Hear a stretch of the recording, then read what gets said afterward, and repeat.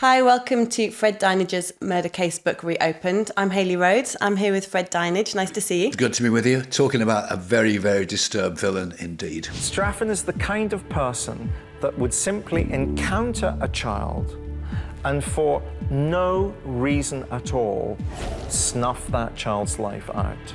Straffen was like a babe in arms. We're talking about somebody with an IQ of 9 or 10 years of age. There he was, 50-odd years in prison, and basically waiting to die. At the time of his death in 2007, had spent 55 years and 3 months in prison. So at that point, the longest-serving prisoner. John Straffen, tell me a bit about him.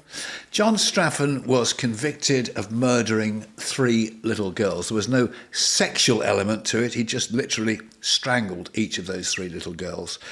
The first 2 he always admitted to. He was quite open about it. The third, he always denied doing it. Through his whole life, he always denied it, which is interesting because if he didn't do it, it begs the question, who did?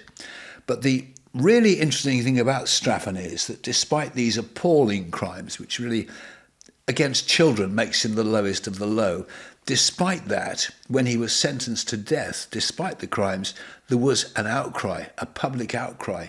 And newspapers ran polls, should he be killed or not? So there was a public outcry over a man who'd killed 3 little girls. What's remarkable is that he had no regret, he had no empathy for his victims, and yet the public actually showed quite a lot of empathy for him. I don't think they showed empathy for him. I think what they were saying was, it is wrong to hang this man because clearly he's really a child. You know, he's mentally unstable. He's got huge mental health issues.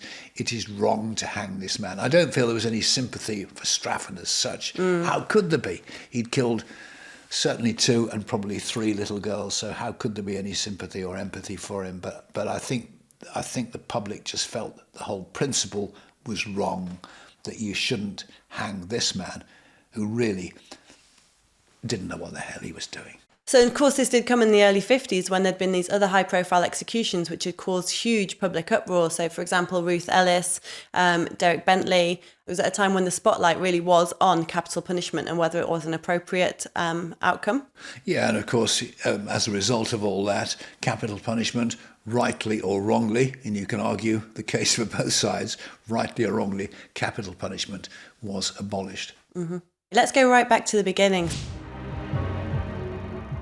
John Straffen was born in 1930 at the Borden Army Camp in Hampshire, but spent his early years stationed with his family in India. So the family returned from India in 1938. They moved to Bath in Somerset, and it seems that fairly soon after they returned, he was getting into trouble. He was playing truant, he was committing petty theft. I think he stole a purse on one occasion. And so around the age of 8 or 9, he was put on probation. And after that, he was sent to these schools, which I'd never heard of before, which were called colonies for people who were mentally deficient. Which is terrible, really, because, you know, at a very early age, he's told you are mentally subnormal. You know, you're not like everybody else. So you're in these dreadful, dreadful homes. Residential schools taken away from your family? Yes. And the reports on him said he was resentful, he was surly, he was, you know, in himself. But not surprisingly, really. I mean, he should have been receiving proper medical care, but in those days... And nurturing as well. Yeah, but it was a different time. It was. If he was around now, he would be treated accordingly and get the right drugs, etc., right psychiatric help. But none of that was available. Absolutely, yeah. I mean, they said that he was resistant to authority and to attempts to rehabilitate his behaviour. Yeah. So you can only imagine, you know, what kind of a life that was for him there in those institutions. And building up resentment all the time, resentment against authority, particularly against the police who he felt, you know, had picked on him. And who had put him there in the first place. Yeah. Really? So he was developing this really strong anti-police feeling in his mind. So at the age of 16, he was released from these colonies. He came home to his family in Bath, but actually he only managed to stay out for about a year before there was the next incident. Yes, he held his hand over the mouth of a young girl and said to her, you know, I've killed before, you know, I've killed someone before. Yeah, I think he said, you know, how would you feel if I killed you? Yeah. I've done it before. Yeah, which is extreme. Whether he had or not, of course, we shall never know. I doubt it. No, I doubt it. Although I have seen some other reports that said that he had killed animals, Yeah. which is, as we know, is a sometimes seen as a precursor to someone who's going to harm Yes. people in the future. But nonetheless, to do what he did with that young girl is a very dangerous sign. And he's back in the care of the authorities once again. Yeah, back to the colonies. Yeah. And he wasn't released then until he was almost 21. Yes, and he did manage to find employment of a kind until the police came knocking after the murder of the first little girl, even though they didn't accuse him of it. But his employer thought, I don't really want this sort of guy working for me, so he was out of work again. And then the resentment just built up, I guess. Even more resentment against authority, particularly against the police, who he blamed for the predicament that he was in, even though, of course, he had killed this poor young girl. So in the programme, you spoke to an investigative journalist called David Kidd Hewitt. He was further assessed as to his mental capabilities, as to whether he should have a special education rather than just be having probation supervision. And under the legislation at that time, people were divided into 4 groups under this mental deficiency legislation: imbeciles, idiots, moral defectives, and feeble-minded. The thing that he resented, that when he reached 21, he was required to be tested again for mental abilities. And that certification would last another 5 years. He wanted to break that cord, that lead, that string, whatever, to that connection with authority. And he was very, very upset about the fact he had to go for testing. And it was on the same day as he was given this diagnosis again at the age of 21, which he was very resentful of, that he saw the story about the murder of this little girl, and that perhaps the two things were connected. He was very resentful of the diagnosis and the impact it was going to have on his life. And he saw the murder of a little girl, and that perhaps this was an opportunity to get his revenge on authority. Yes, and on this particular day, the day that the first killing happened, he was going to the cinema in Bath, where he lived, and he's walking to the cinema, and he looks across into a field, and there's a little girl, an unfortunate little girl called Brenda Goddard, 6 years of age, picking flowers in this field. And Straffen goes into the field and talks to the little girl and says, look, there's some nicer flowers in the next field. Why don't we go in there and look for some flowers? And she's a sweet little girl, and so she says yes. So they go into the next field, but to get into the next field, she has to climb over a small wall or a little fence. And as she's climbing over, she falls the other side and hits her head on a rock, which knocks her either unconscious or semi-conscious. Straffen gets over, and for reasons best known to himself, didn't interfere with the little girl, but strangled her, this beautiful little child, dead. He made no attempt to conceal the body. He simply left her where she was, retraced his footsteps, went to the cinema, had a bag of sweets, and apparently thought no more about it. That is amazing to me that he just went about his day then, completely casual, went home. I think at a later date he actually said, I forgot about it. Yes, quite extraordinary. Yeah, it was very sort of meaningless to him, really. Yes. And, I mean, he was spoken to by the police about it, but they had no evidence to convict him, and he always denied it. And that seemed to be, as far as he was concerned, the end of the matter. I think David Wilson, the criminologist you spoke to in the programme, said that he had been seen by an eyewitness. We're dealing with somebody who has a very low IQ, misunderstands the concept of there being an eyewitness. Because this murder has taken behind a wall, Straffen, in his reasoning, thinks that there has been no eyewitness because nobody has seen him commit the murder. He didn't even really have the mental capacity to make that link. But as it was, there wasn't any evidence. I think one eyewitness had seen him, and there was nothing else to prove that he'd done it. I mean, there was no forensics at that point in time, really. No. But of course, there were eyewitnesses or people who saw him at the time of the next killing. Cicely Batstone was 9 years old. It's not unusual for a 9-year-old to be allowed to go out and about doing their own thing. I think that's why it's really important to remember that there would be different attitudes in the 1950s to what childhood was, to the freedoms that we gave to children. You know, when you and I were growing up and it was the summer holidays, we'd be allowed that, you know, our parents effectively opened the front door and said, come back when you're hungry. It was a time when people looked out for each other, they'd leave their front doors open, and childhood had many greater freedoms than childhood does now. She'd gone to the cinema, she knew that other children her age were going to be there in the front row. I think it was Tarzan they were watching. Yeah. And that was a normal thing to go to the cinema and sit in the front row together, all the children, and watch a film. And I wonder whether he knew that too, because he went and he sat with the children at the front of the cinema and struck up conversation with her. So it feels a little bit like he knew what he was doing on that day. I'm sure it wasn't, but it felt like a much more innocent time then. So. And people knew each other, which means, I mean, plenty of eyewitnesses came forward after the fact to say that they'd seen him and that they recognised him. Yeah. And a bus driver said that he'd recognised Cicely Batstone. So people did know each other more in those days, I guess. And Yes. so when your child left the house in the morning, you had an expectation that they're sort of being watched over by the community to an extent. Yeah, and so he chatted to Cicely inside the cinema. They got on well, and when the film was over, he said, "Should we go and see another film at another cinema?" And she said yes. She agreed to it, and so they walked to another cinema, saw another film, and on the way home, crossed some waste ground, and he's again picking flowers, playing with her, not in a sexual way. A young courting couple saw them. They were a little bit alarmed, so Straffen just kind of stared them out. You know, what are you looking at, sort of thing. A lady saw him with the little girl and thought it was a bit unusual. That's one of the sad things about it, is that a couple of people saw them and thought it was odd, but no one did anything at the time. No. And I wonder whether they thought in the aftermath that perhaps if they had raised their concerns sooner, things might have turned out differently. Yes, and I'm sure if these days, if you saw a man, you know, acting suspiciously around a young child, they would be instantly reported. But no, you're absolutely right. Yes, I mean, those people probably thought afterwards, my God, why didn't I tell the police about it? Why didn't I alert the authorities to this strange-looking guy with a young girl, you know? I don't think that Straffen has a concept of guilt. I think he's so educationally challenged that he has no concept of right or wrong. He doesn't have the moral development that would allow one to say he was conscious of guilt or indeed of innocence. He strangled the young girl.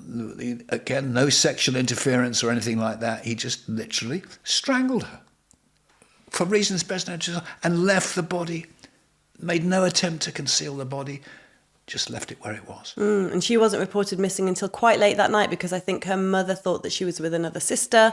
And so it wasn't probably until after 10:30 that night that she was reported missing, and her body was found, I think, early the next morning.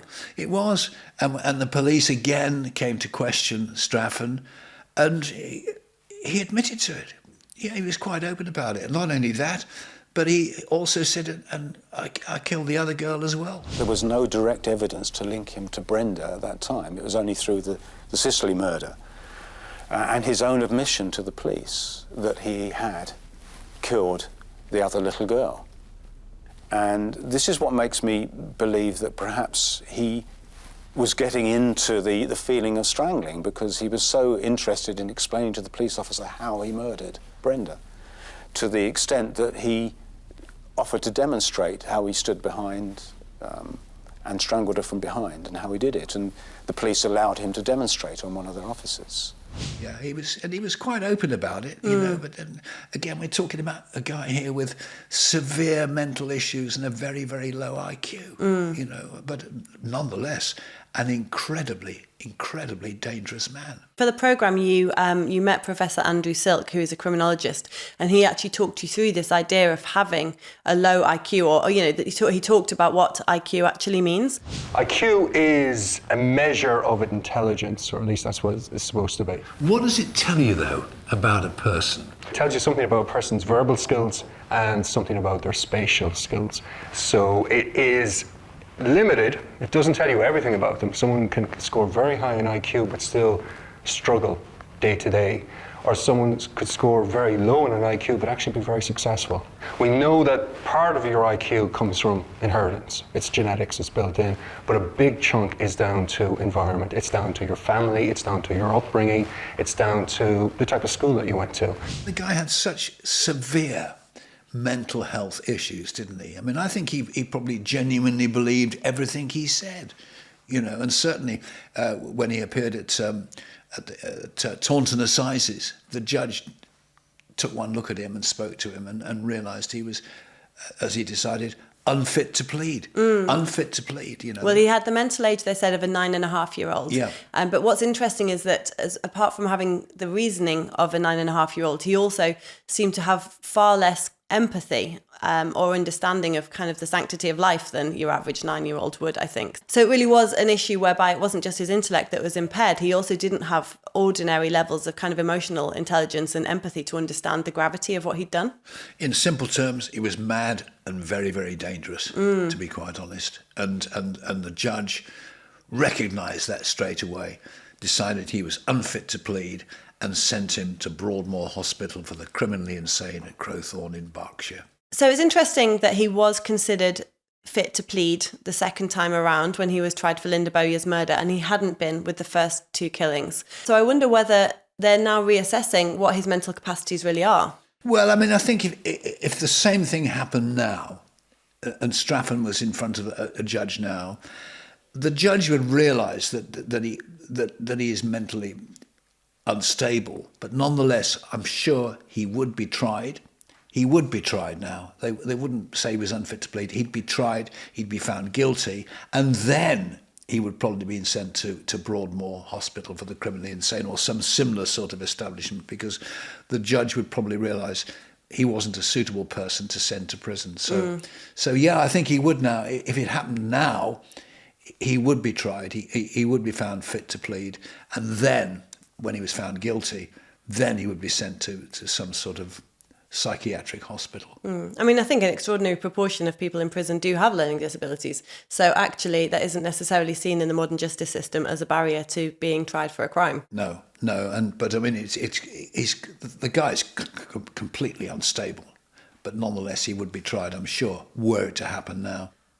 So he was held at His Majesty's pleasure, which means that it was an indefinite detention, I suppose, I guess, until the point at which someone decided that he was safe to be released. But he actually wasn't there that long.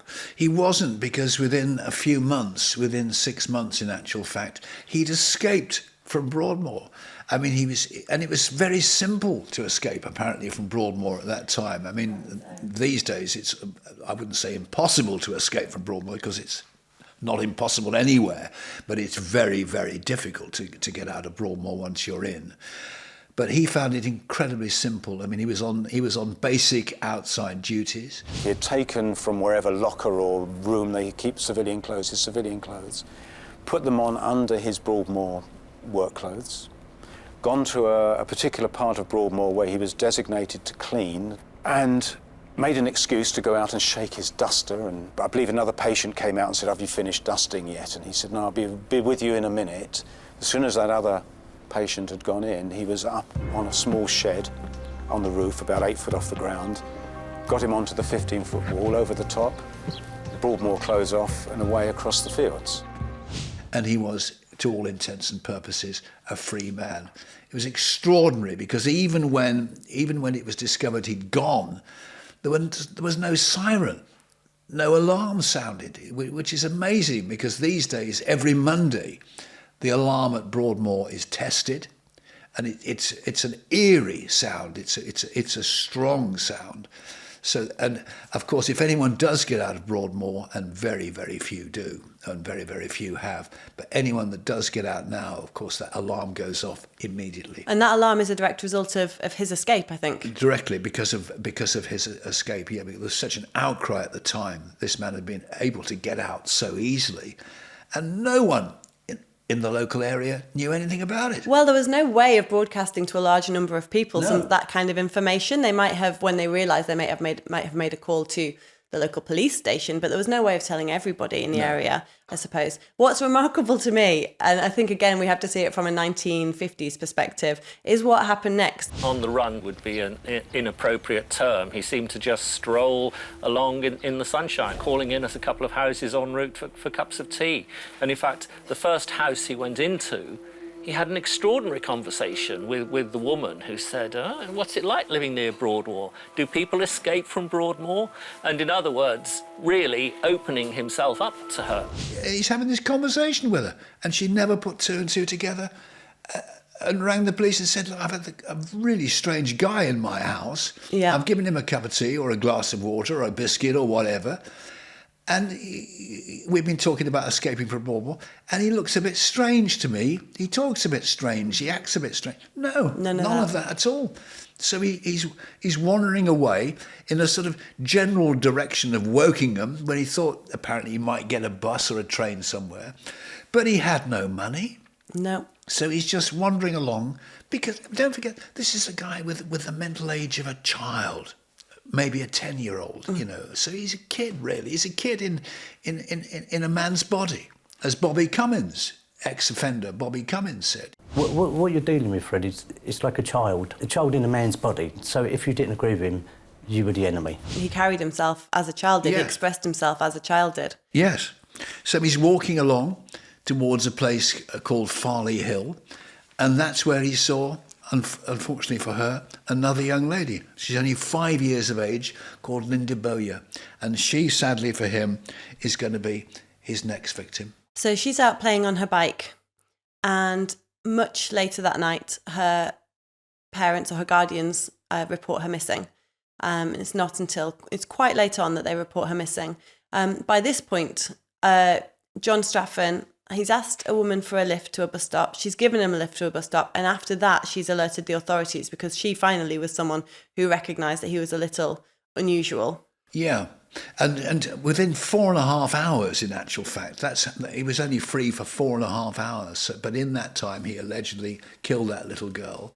So he was apprehended by Broadmoor staff. He was taken back to Broadmoor. And then the next morning, the police paid him a visit. Yeah, the police didn't tell him anything about the killing of this little girl, didn't speak about that. He'd not seen any newspapers or heard a radio or anything like that. And they just said, you know, we want to talk to you about something. His reply was memorable because he actually said, I didn't kill the little girl. So they pointed out that they actually hadn't mentioned anything about a little girl, let alone killing a little girl. There's no mention of this.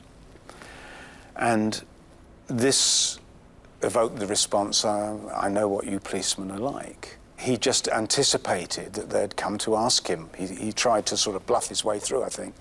It was clearly something that he had already now started, which was going to lead to quite an interesting situation, because the next question, of course, was to say, well, actually, there was a little girl missing, but we didn't say she'd been killed. And then the most memorable part was when he said, I didn't kill the little girl on the bicycle. And that's when they knew they'd got him, you see. But, I mean, that just shows you he wasn't thinking straight, you know. And so he'd effectively confessed to the murder himself, hadn't he? Else how would he have known it was a little girl? How would he have known about the bike? Even though he protested his innocence for many, many years and said, I didn't kill her. I killed the other two, but I didn't kill her. But everything points to him, doesn't it? Mm. And you spoke to Bobby Cummins about that on the programme, the fact that so Bobby Cummins is an ex-offender who spent time in prison with John Straffen, and you talked to him about how some people do develop that resentment of authority. He'd been let down by the system very badly. The system didn't protect him. What the system did was done the brutalisation on him. So when he see police officers, all those bad things that happened in the past would have come to his head, and he would associate that uniform as an abuser. Yes, I mean, Bobby Cummins is an interesting character. He was in prison alongside Reggie Cray for many years at Parkhurst Prison on the Isle of Wight.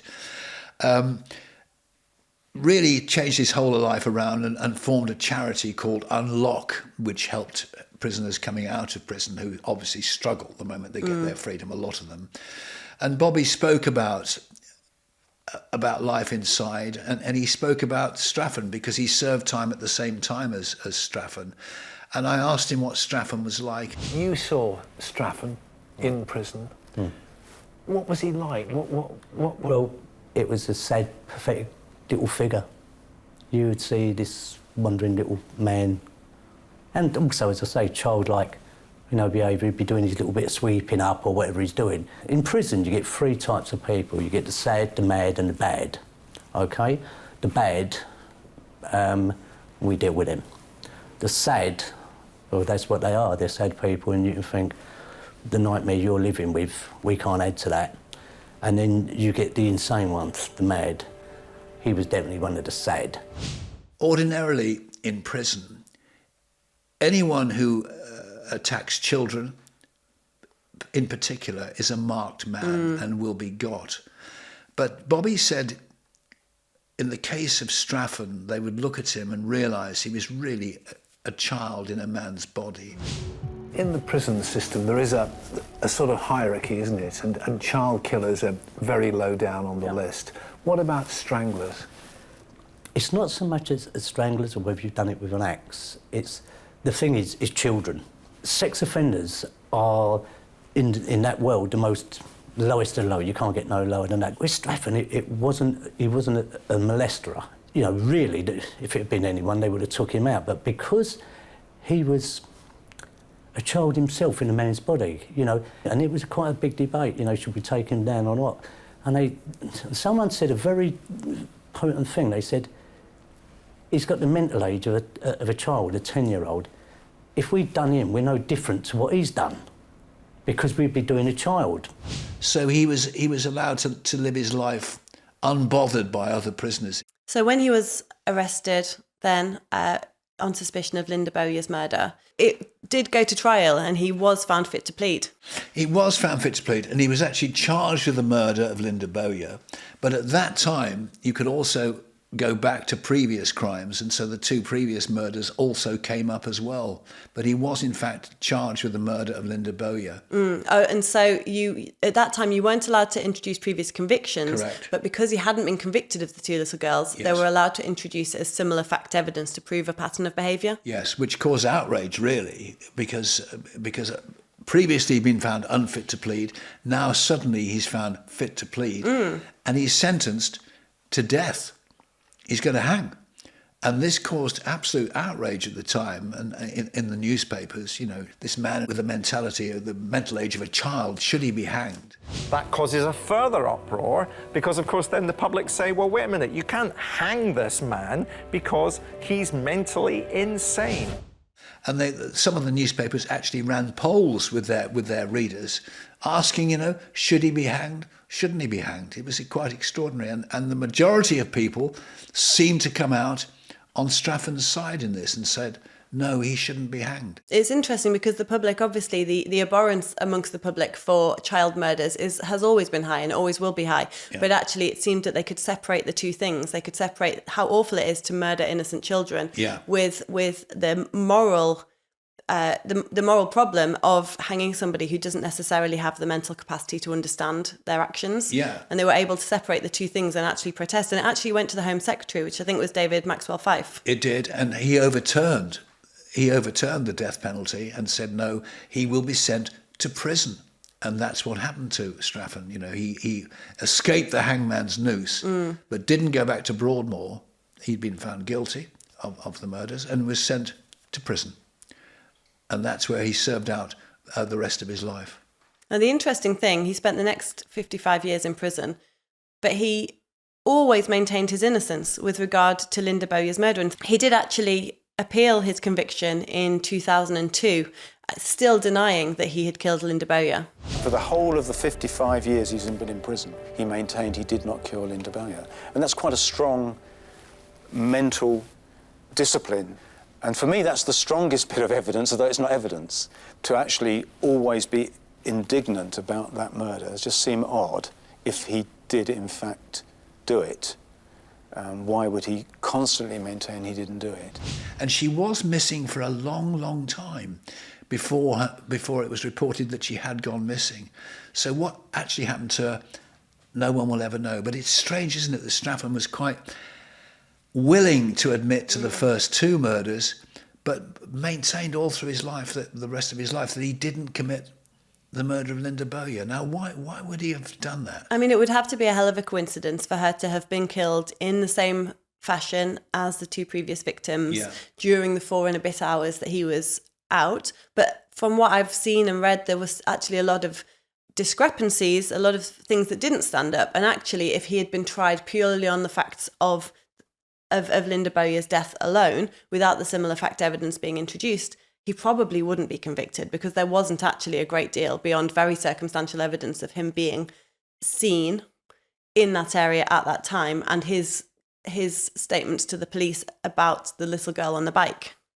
Yeah, but it would be bizarre, wouldn't it? If someone else had, I mean, in that sort of small window of time that he was out at Broadmoor, in that 4.5 hours, this little girl was murdered in a sort of identical fashion to the other 2 girls. In other words, she'd not been sexually assaulted, but she had been strangled to death and left where she was, her clothing untouched, etc., left where she was, no attempt to hide the body or cover the body up. Mm-hmm. It would be strange, wouldn't it, if it wasn't Straffen. And yet, nonetheless, there was this huge gap of time, that before this little girl was reported missing. It is strange, but it makes you wonder whether he didn't remember, because he almost certainly did do it. Yeah. But it makes you wonder whether he didn't remember doing it, because he said with one of the earlier murders, the earlier killings, that he didn't really remember it. That sort of that he'd forgotten about it. It was such a sort of small thing in his mind that he'd forgotten about it. He'd got some sweets and gone to the cinema, and it had left his mind. So I wonder whether that's what happened, is that he actually sort of forgot that he'd done it, or it had been such a casual, meaningless thing to him. It may be in his confused state, and he got out of Broadmoor and he's not sure where he's going, and he's got no money, and he's wandering around, doesn't know what the hell he's doing, really. It is possible that in his befuddled state, in his mental state, that it's bizarre. But having said that, I listened to the entire transcript of his description of his movements after leaving Broadmoor, and they're incredibly detailed. I walked a few metres, I turned right through a gap in the hedge, I walked through some woods, I crossed a road, I went round a house, and they're incredibly detailed. So then to forget the detail of having killed somebody would seem unlikely. Well, it's just, it's one of the great unsolved mysteries, isn't it, really?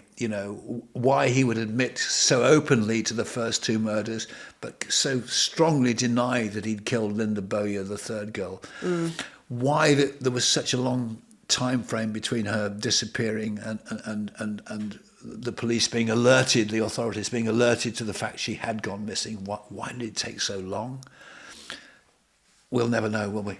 We'll never know. So he died on the 19th of November 2007, so he lived a long life in prison. Yeah, he was 77 years of age, and at that time he had become the longest serving prisoner in Britain. He died a sad man, broken man. I don't think anybody mourned him, because mentally ill or not, he was a savage killer of 3 completely innocent little girls. It's people like Straffen that make parents like you and me think very carefully about how we control what happens to our children during that period of existence called childhood. So whilst I accept that we're dealing with a man who had challenged educational needs, this for me is somebody who had to be locked up for the rest of his natural life, because there was no indication whatsoever that kind of lack of moral reasoning that he had ever been improved. No one can ever possibly mourn John Straffen. Absolutely. It is a really, really sad story. That's all we've got time for, but we will see you next time for more of Fred Dinenage's Murder Casebook Reopened. Bye-bye.